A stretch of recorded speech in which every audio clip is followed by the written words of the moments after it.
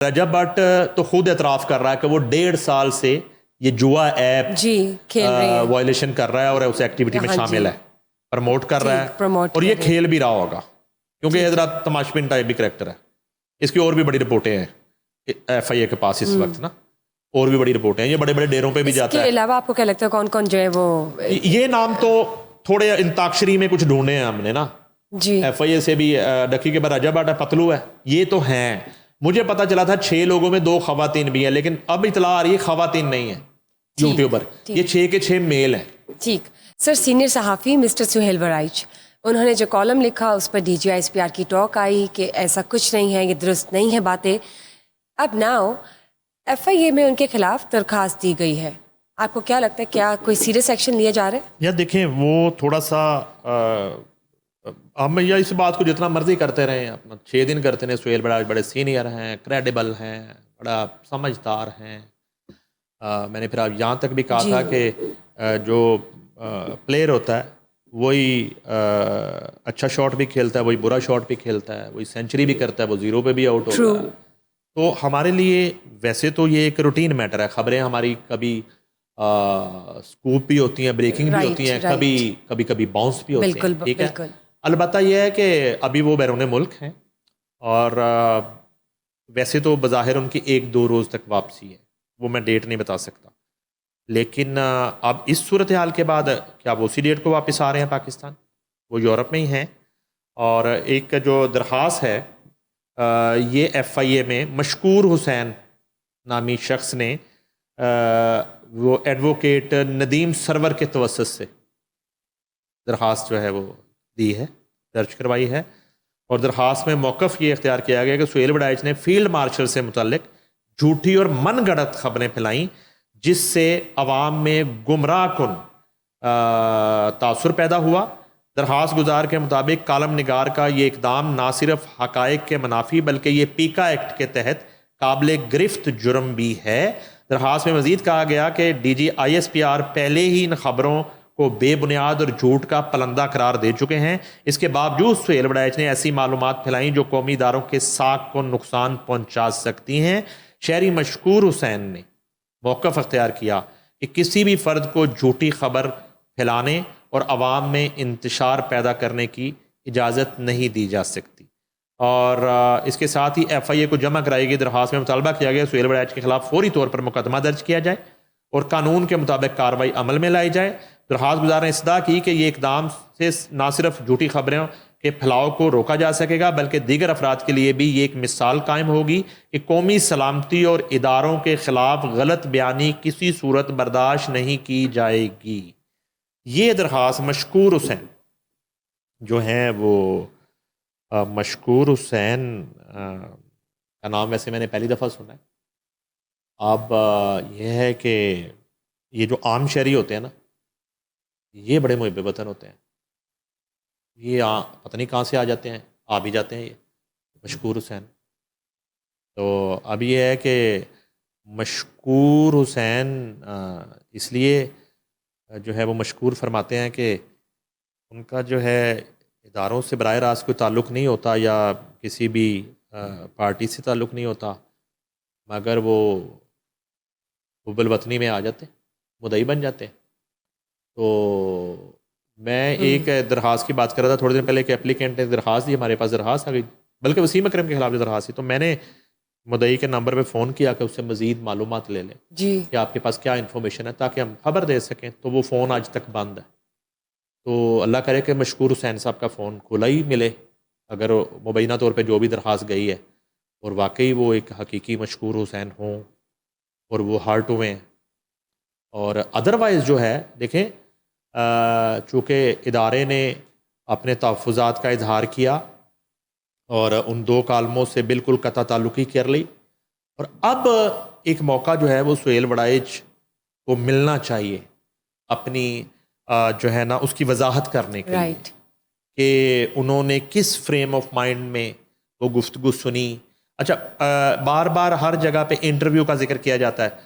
میں نے دوبارہ کالم پڑھے، اچھا ان کالمز میں کہیں بھی نہیں لکھا ہوا سہیل وڑائچ نے کہ میں نے انٹرویو کیا میں نے ان کا، یہ کہیں نہیں لکھا ہوا.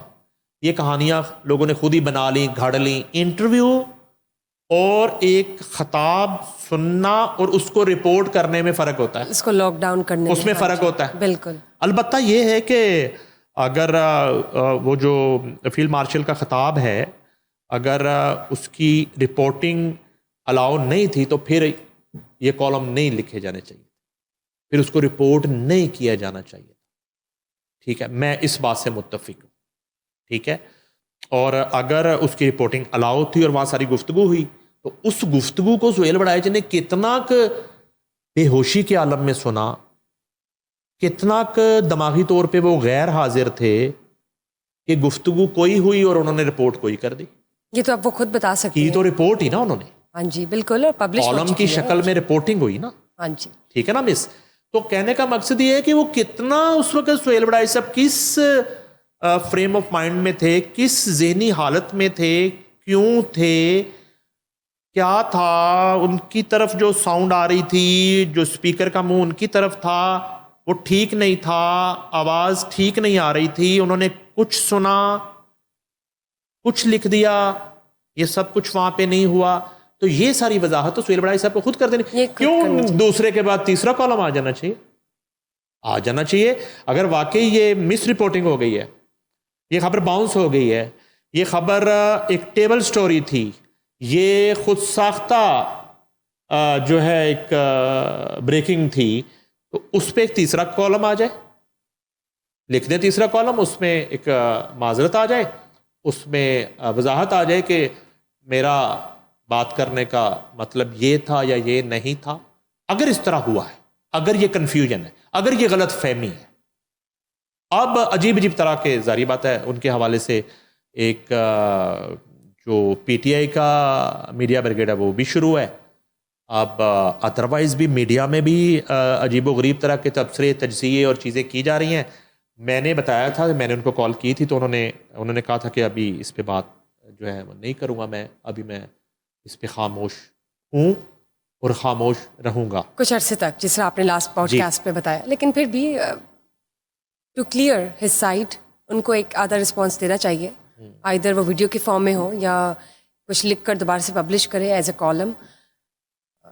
اب تک آ جانا چاہیے تھا. ہاں جی, آ جانا چاہیے. میرا یہ کہنا ہے, میری یہ رائے ہے, میرا یہ مشورہ ہے, میری یہ تجویز ہے جی, بینگ اے جرنلسٹ, اور ان سے جو ایک ہم نے سیکھا ہے آلویز, وہ ان کو اب تک تیسرا کالم لکھ دینا چاہیے تھا بنام فیلڈ مارشل. بیکاز سر دیکھیں آپ D G I S P R نے جب دیکھیں D G I S P R نے جو بات کی وہ تو انتہائی ایک میں سمجھتا ہوں کہ ذمہ دارانہ ساری ایک ان کی اسٹیٹمنٹ گفتگو ہے, اور ہم منوان جو ہے اس کو ہر لحاظ سے تسلیم کرتے ہیں.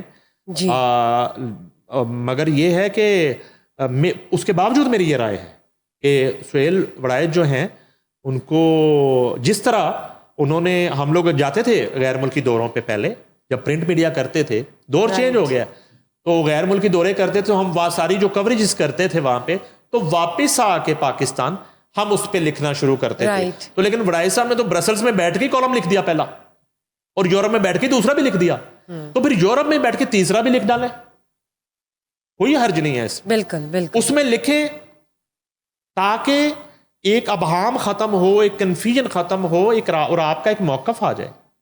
یعنی کہ یہ تاثر بھی ختم ہو جائے کہ آپ کو جو ہے نا ایک اپنی وضاحت کا اور اپنے موقف کا, اور اب دیکھیں نا نوبت یہاں تک آ گئی, یہ مبینہ درخواست جو ہے وہ جمع ہوئی ہے ایف آئی اے میں, اس طرح کی صورتحال پیدا ہو گئی, اور پھر اس طرح کے عناصر جو ہیں وہ آنا شروع ہو جاتے ہیں, اور ایک کنفیوژن بڑھتی ہے, اور معاملہ مزید جو ہے بگاڑ کی طرف. اور یہ اس طرح کا ایشو ہے, یہ ہمارا ذاتی ایشو ہے, یہ ہمارے ادارے کا ایشو ہے, یہ صحافت کا ایشو ہے, یہ ہماری ادارے کا ایشو ہے, یہ ہمارے فیلڈ مارشل کے حوالے سے ایک رپورٹنگ یا مس رپورٹنگ ہوئی ہے. تو اس معاملے کو ہمیں ہی ایمیکیبلی حل کر دینا چاہیے, نہ کہ اس کا مزید تماشا لگنا چاہیے. بالکل بالکل درست. لیٹس سی مزید کیا آتا ہے سامنے, وہ ہم شیئر کریں گے ناظرین کے ساتھ. Thank you for being part of the show. Thank you guys for watching us today. Just stay tuned for another session. Till then, bye-bye.